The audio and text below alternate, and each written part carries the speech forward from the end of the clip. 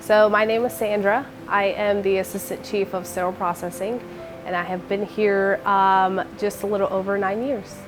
So laser etching, something that we've actually been wanting for many years now, at least since I've been here, it's been talked about. So we've actually had tape on the majority of our instruments, including in instrument trays, way before my time here at the VA. So if I had to guess, roughly 20 years plus. And so a lot of our services have a specific color that identify each instrument that goes to that area. And of course, if it gets old, we must replace that. So we run into things that could harbor bacteria on or underneath the tape. So we always want to be able to provide the best veteran care possible. And with that is always going to be safety.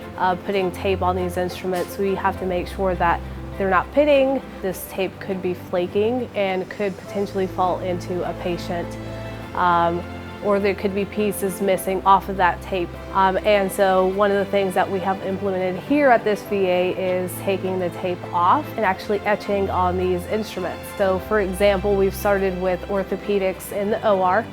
And so we have been able to etch on there where it says OR ortho.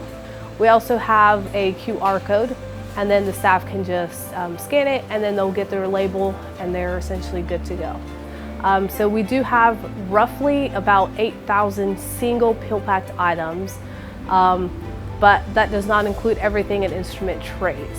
So there's thousands and thousands of instruments that we have here that we do actually have to etch, but our priority is going to be to remove the tape that we have in the OR setting.